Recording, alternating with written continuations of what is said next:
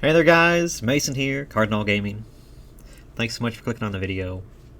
Got something kind of an interesting topic to talk to you guys about, because I'm seeing a lot of this kind of thought going around, and I want to make sure that we're all on the same page of how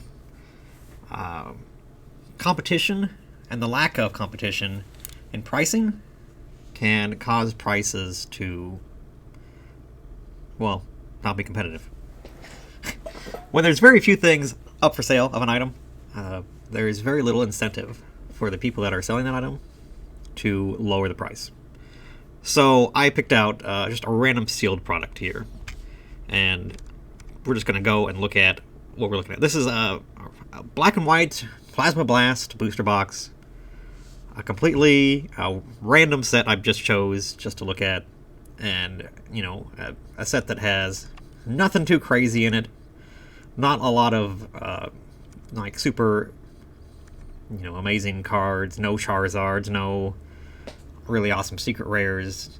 There are some, stuff in there, but yeah, just just a crazy, just kind of like a middle of the road set that was kind of good when it was in competitive play with Genesect in there, but otherwise it was a pretty lackluster set for collecting. Okay, so say you wanted to go and buy a Plasma Blast booster box, you have to go to eBay. I mean, that's where most of the stuff is hanging out. eBay is still the best for older stuff, unless you are in a collector's group. This is where you're going to go to look for prices for that kind of stuff. So here we are on eBay. We have a grand total of 1, 2, 3, a random box set, and 4. 4 sealed Plasma Blast booster boxes. And, wow, $2,800 is the cheapest one. Or best offer, if you wanted to make an offer. But, yeah, so we're looking at this, and you're like, well, shoot, compared to these other prices, this $2,800 is pretty great. That's going to be the cheapest one. That's the one I'm going to buy. Let's go. Hold on. Let's take a look and see what's going on. Let's see. Let's kick over to sold and see what the last boxes were sold at. Let me see. Okay, so we got a couple sold in January. Let's see. And here we go. The last one that sold was listed at $24.99. And yeah, it was the best offer accepted. So who knows what it actually sold for? I don't have, but then the next one here, just 10 days before that, was for $1,500. Looks like bought outright, not best offer accepted. So that's half of the price of the boxes that are currently listed. And you can even look down here and kind of verify that, like, yeah, this is a $16.99 booster box that sold the day before that. And it was best offer accepted, so it was less than that asking price there. So how in 2 months have we gone from $1,500 to $2,800? Well, it really didn't, and that's kind of the issue when you look at these really niche items in any collectible, really, and how you determine a price is fair, and that looking at what's available is not always the best way to find out if that's a true price for it. And even sometimes with really rare stuff, you don't even have eBay sold listings to go off of, so you kind of just have to take a stab at it, or a guess. You can use things like look at the PSA pricing. So I have a Pokemon Price up that pulls the PSA cards submissions that last sold, and they track that kind of information. This is Plasma Blast. We're down here at the very bottom because that's where all the secrets and ultra rares are going to be. Looks like the highest one that's sold is oh god, what are we looking at here? An Execute for $202. Am I on PSA 10? No, I'm on 9. I thought I saw a higher price. Sorry. Let's go back down. Okay, PSA 10. Full Art Dialga EX. Okay, $244. Virizion. Secret is 305. The Execute It's actually a very playable execute, so it's sad to see it graded and slabbed, but it's 330.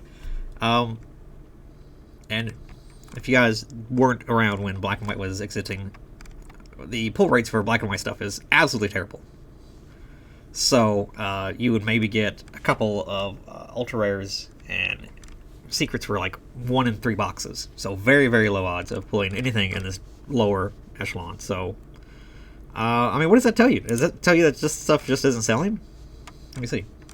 February, January, early January, mid-January. Okay, so there is some, those are 9s moving and stuff. So people are buying this card. And you can see in the sales history of the chart that, you know, there is action in the higher pricing and stuff. So, okay. People are buying the stuff, and so the contents of the box isn't pushing this price to be to that level. So where are we getting this information from, or why are we paying this amount? Of course, sealed has a premium. You know, you can't go out and just manufacture more Plasma Blast booster boxes. If Pokemon started doing that, that'd be really weird. They're never going to do it.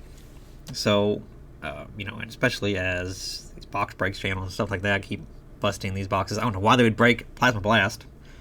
You'd have a very hard time selling packs because, like I said, the pull rates are absolutely terrible, and what you'd have to be selling is something really crazy. So it probably wouldn't be worth the risk. But yeah, so you kind of just got to look at the stuff and kind of value something based on, you know, the contents and, you know, like-minded objects or similar objects, and kind of see if that just feels right to you, you know. So, like, for example, we can look up Plasma Freeze. Plasma Freeze was another Black and White set right there in that area, and yeah, again, super high prices with only 3 listed. So, okay. Why is this happening? Again, very similar situation where it's sold for, you know, almost half that price earlier, back in February, just last month. Again, best offer taken, and just a couple days, you know, a week ago. So yeah, this is what happens when there is not competitive pricing or a lot of that product on the market. There is very little incentive for a seller to be competitive with pricing, because if they're not in a hurry to sell it, they don't even have to be the cheapest price on eBay, for example. Because if somebody comes along and buys this 2388 booster box, which is a random number, I don't know how they got that number, but okay. It's okay, because this goes away. That means if I'm this listing, I'm just going to be the next one in line, and this will be the new low until something else comes along. So if I wanted to wait this out, or think that, you know, at the rate that these are selling, which is normally 1 or 2 a month, it looked like, I can expect this to disappear in a month, and then I'll be the next one in line at my price. So this is how sealed products just kind of skyrockets, especially with this, like I said, really hard selling niche stuff. There's just not a lot of incentive for sellers to be competitive in pricing that stuff. And, you know, looking at what it last sold at doesn't really matter, because you missed your chance. That doesn't matter, because I'm still the lowest price of all these. So take your pick. You want to pay higher than me, or you want to pay my low, because you can't buy the one that already sold. So just for the people out there that are looking at sealed stuff, and even like slow-moving singles, or, you know, really pricing is not always firm, and it's not always based on, yes, this is what it's going for. We have to really be analytical and think about and take into account what things last sold at. You know, if you're to bust the box, you know, how it would go down, and the value that you get back out of it, and you know, kind of use your brain and think about that kind of stuff before you just fork over the $2,400 for this booster box. But yeah, that's how these markets just get so stagnant, and that the prices just run away and get so crazy. Even with, you can see with modern stuff, how did Hidden Fates get to be where it's at, even though it's still, a set that's not even 2 years old? Well, there's just not the supply that's out there, and the people that are holding these boxes are pretty much not in a hurry to sell them, because what? If somebody buys something that's a box that's cheaper, they're going to be the next one in line. So, again, just think about that kind of stuff.